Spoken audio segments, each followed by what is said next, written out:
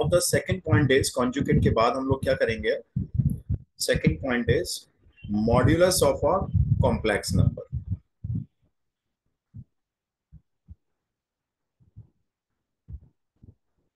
Modulus of a complex number. Modulus देखो एक तो हमारा फंक्शंस में था, राइट. बट यहाँ जो मॉड्यूलस है, नाम तो सेम है, रोल थोड़ा डिफरेंट है और सिंबल भी सेम है. For example z is equals to a plus iota b. मैंने कहा find the modulus of this complex number, तो सिंबल रिमेन सेम. यही आपके मॉडुलस फंक्शन का सिंबल होता है. ऐसे तो वर्टिकल पाइप्स बनाने हैं. And what is it? It is equals to under root of real part का स्क्वायर प्लस इमेजिनरी पार्ट का स्क्वायर. मैं आपको बताता हूँ आर्गेंट प्लेन के थ्रू ये मॉडुलस कहाँ पे होता है. लेट से ये हमारा आर्गेंट प्लेन हो गया, ठीक है. And let say we have a point z is equals to a plus iota b को प्लॉट करते हैं. तो from origin on the real axis we go a units towards positive x axis, ये a हो गया. And let से यहां से ऊपर चले जाते हैं, ये हमारा b हो गया. लेट से ये b हो गया. So here is the point a comma b, ठीक है. कॉन्जुगेट लेंगे तो इसका नीचे चला जाएगा, reflection in the real axis. लेकिन आपको तो मॉडुलस लेना है. तो modulus is what? Modulus is basically length of the line segment joining. आप देखो मैं ज्वाइन कर रहा हूं. Length of the line segment joining the point itself to the origin. ये जो मैंने ड्रॉ किया ना रेड लाइन, ये जो लाइन सेगमेंट है ओरिजिन से उस पॉइंट को ज्वाइन करके जो आया है, this length is called the modulus of the complex number. अब since it is the length of the line segment, तो कभी नेगेटिव नहीं होनी चाहिए. और ये निकलेगी कैसे बताओ जरा. अगर मेरे को राइट ट्रायंगल में पाइथागोरस लगानी हो तो कैसे लगाओगे आप इस पाइथागोरस को? तो जो रेड है उसको कुछ भी मान ले तो वो ए स्क्वायर प्लस बी स्क्वायर का अंडर रूट बस आ जाए। बस अंडर रूट ए स्क्वायर प्लस बी स्क्वायर. तो अगर आपसे कोई पूछे तो मॉडुलस क्या होता है, तो मॉडुलस एक लाइन सेगमेंट की लेंथ है देखा जाए तो. और कॉन्जुगेट क्या होता है? कॉन्जुगेट होता है उस पॉइंट का reflection in the real axis, है ना. तो बहुत सिंपल है मॉडुलस. मॉडुलस भी कॉन्जुगेट की तरह सिंपल है. मान लो मैंने आपको एक कॉम्प्लेक्स नंबर दिया, मैंने कहा मेरे पास एक कॉम्प्लेक्स नंबर है -2 + 3 आयोटा. तो इसके मॉडुलस की वैल्यू बताओ, मतलब length of the line segment. आपने सिंबल लगा रूट दिया, 14। बस √14. यहाँ पे आ जाएगा -2 का स्क्वायर और +3 का स्क्वायर. अच्छा, गलती से भी आयोटा मत ले लेना. यहाँ पे कुछ बच्चे ना 3 आयोटा का स्क्वायर भी ले लेते हैं. तो आयोटा नहीं आएगा, 2 स्क्वायर आएगा और 3 स्क्वायर आएगा, यानी 4 + 9. तो √13 इसकी लेंथ हो गई. तो मॉडुलस बेसिकली मैग्नीट्यूड निकाल रहे हैं ना। Absolutely correct. हम इसका मैग्नीट्यूड निकाल रहे हैं. तो हमको ना आर्गन प्लेन पे भी समझना होगा कि ये मॉडुलस कहाँ पे होता है, ये क्या चीज होती है. क्योंकि जब हम थोड़ा सा एडवांस लेवल पे जाएंगे तो ये छोटी छोटी चीजें हमको उस टाइम पता होनी चाहिए. ठीक है. तो मॉडुलस अब ध्यान रखेंगे is the length of the line segment joining the origin to the point. Origin से ज्वाइन करेंगे हमेशा. तो ओरिजिन से उस पॉइंट को ज्वाइन करो, एक राइट ट्रायंगल का फॉर्म बन जाएगी. और पाइथागोरस लगा के आप जो लेंथ निकालोगे हाइपोटेन्यूज, वही आपका मॉडुलस होगा. Got it? चलिए तो होगा। तो basically this value is called the modulus. अच्छा, दिस इज कॉल्ड मॉडुलस.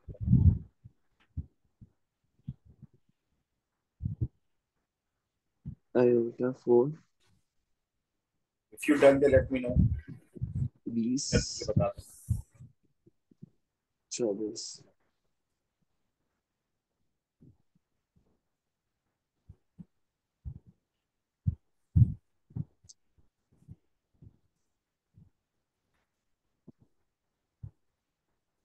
से 4 होना 26 आयोटा 2 प्लस आयोटा वरना माइक ऑफ कर लो.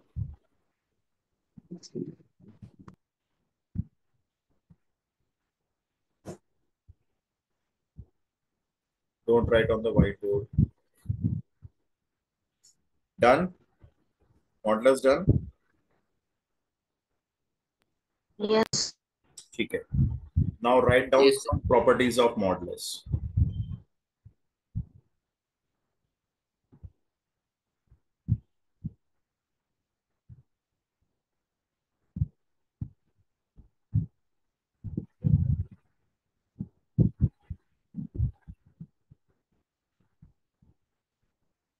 Number one,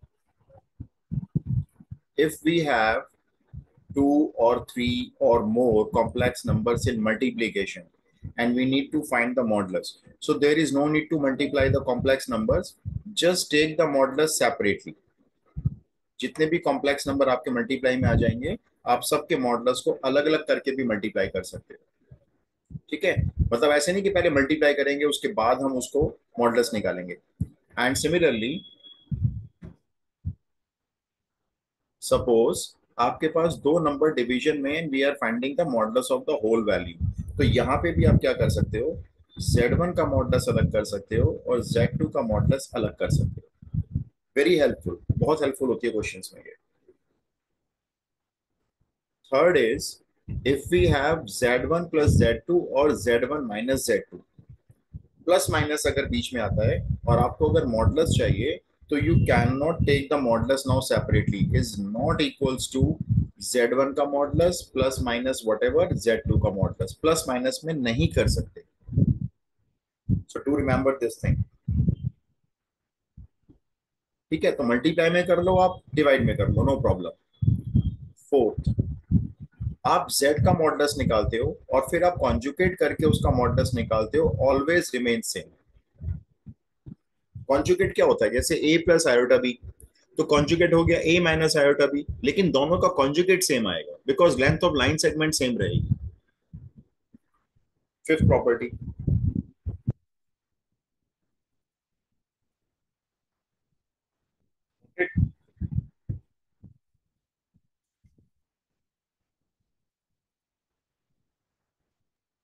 सर अगर थर्ड वाले में सिर्फ प्लस हो तभी ऐसे नहीं होगा। नहीं होगा अगर प्लस माइनस बीच में लगा हुआ है ना, दो कॉम्प्लेक्स नंबर्स के बीच में। जैसे मैं आपको एक एग्जांपल बताता हूँ, देखो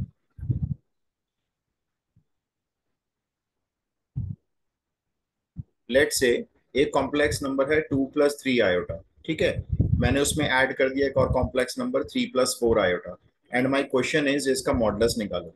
तो आपने क्या किया, आपने इसका मॉडल्स निकाल दिया पहले, तो इसका मॉडल्स आ जाएगा 4 + 9 √13, फिर आपने इसका मॉडल्स निकाल दिया 16 + 9 √25, तो आपने कहा जी ये रहा आंसर।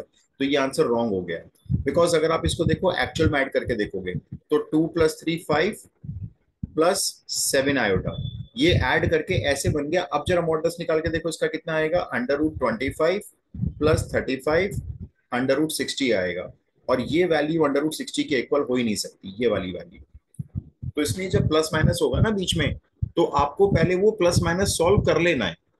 जैसे एडिशन है तो पहले एडिशन कर लो, उसके बाद मॉडल्स निकालो, सब्ट्रैक्शन है तो सब्ट्रैक्शन कर लो। लेकिन देखो अगर मल्टीप्लाई है, जैसे मैं एक एग्जाम्पल और लिखता हूँ इसी के नीचे।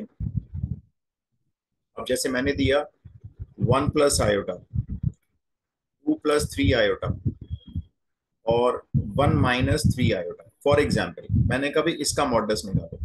अब आप मल्टीप्लाई करने में अपना टाइम वेस्ट मत करो।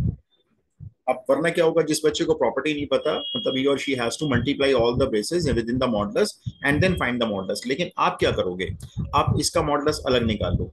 इसका मॉडल्स हो जाएगा 1² + 1² √2, इसका मॉडल्स हो जाएगा 4 + 9 √13, और इसका मॉडल्स हो जाएगा 1 + 9 √10। तो आपकी वैल्यू बन गई है √260। देखो कितनी जल्दी सॉल्व हो गया,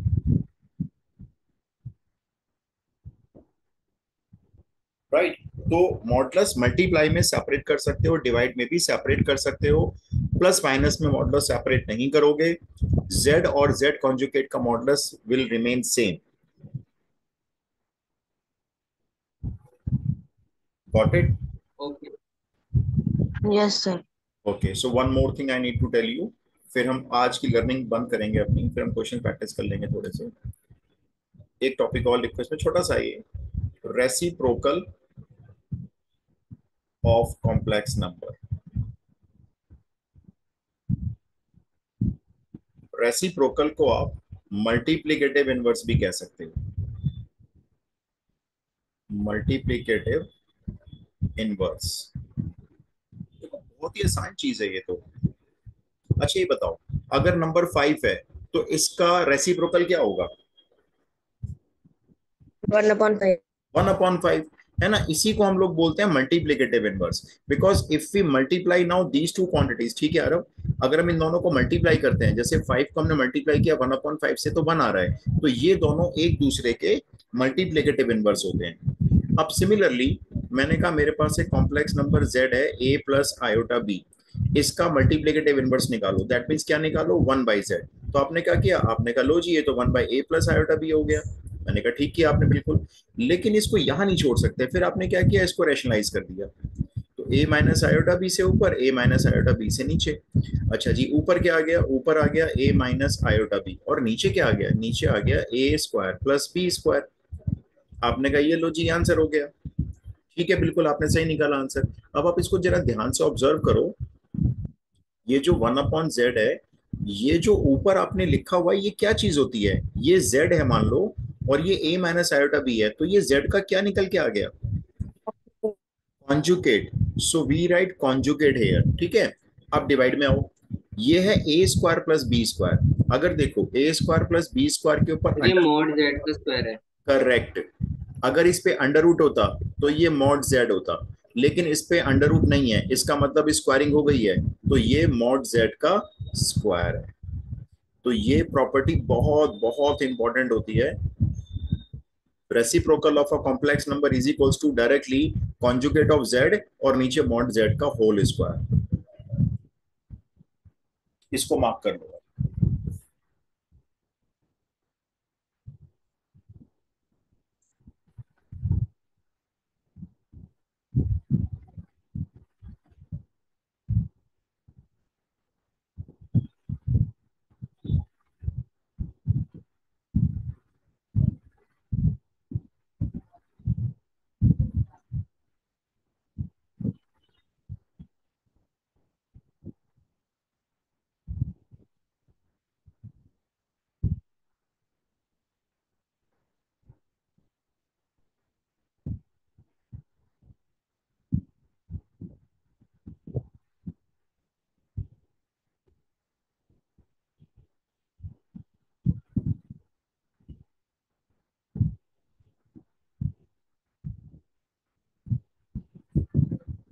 नोटेड।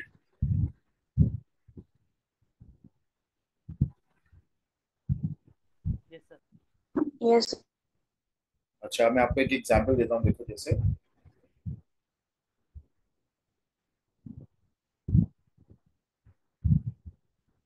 तो सर ऐसे किसी भी कॉम्प्लेक्स नंबर का मॉड का स्क्वायर अपॉन उसका कॉन्जुगेट रेसिप्रोकल दे देगा। करेक्ट। देखो एक एग्जांपल लेते हैं ना, z is equals to under root 2 plus iota. ठीक है, ये क्वेश्चन है 1 मार्क में।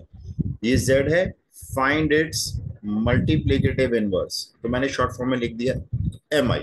तो आपने क्या लिखा? 1/z इज इक्वल्स टू, अब आपको मालूम है कि यहाँ पे मुझे इसका कॉन्जुगेट रखना है, तो कॉन्जुगेट रख लो, रूट 2 माइनस आयोटा, ये हो गया, डिवाइड बाय, नीचे मॉडुलस का स्क्वायर करना है। मॉडुलस के स्क्वायर का मतलब होता है आपको नीचे सिर्फ ए स्क्वायर प्लस बी स्क्वायर की वैल्यू लिखनी है, अंडर रूट नहीं लगाना। तो ऐसे ही कर लो। वो √5। रूट नहीं, दोबारा देखो, रूट 2 का स्क्वायर 5। नहीं, 5 क्यों आएगा बेटा? रूट 2 का स्क्वायर और 1 का स्क्वायर करना सॉल्व इसको, 5 नहीं आएगा ना, और 3 3। 3 आएगा ना। भाई देखो ना, ये ए हमारा रूट 2 है और बी हमारा यहाँ पे 1 हो गया, तो यानी रूट 2 का स्क्वायर और 1 का स्क्वायर 3, ये लो ये आंसर हो गया डायरेक्टली। तो आपको ना रैशनलाइज वगैरह सब करके दिखाने की कोई जरूरत नहीं है। जेड का कॉन्जुगेट ऊपर तो आएगा, अगर वैसे अगर रैशनलाइज करते तो भी यही आंसर आता। भी यही आएगा, लेकिन हम क्यों स्टेप वेस्ट करें अपने? हम स्टेप क्यों वेस्ट करें? हम डायरेक्ट करेंगे ना। एक और देखो, चलो आप ट्राई करके देखो। Example 2 let's take z is equals to 4 plus 3 iota. मेरे को डायरेक्टली बोलना 1/z की वैल्यू बोलो। Sir 4 - 3 iota 4 upon - 3 one iota five upon upon 5। Upon 25 25 25। है ना, अंडर रूट नहीं आएगा, बस ए स्क्वायर और बी स्क्वायर को ऐड करना है। तो ये आपका देखो, ये इस वाले कॉम्प्लेक्स नंबर का ये मल्टीप्लिकेटिव इनवर्स आ गया है। अगर आप इन दोनों को मल्टीप्लाई करोगे ना तो आंसर 1 आ जाएगा। Got it?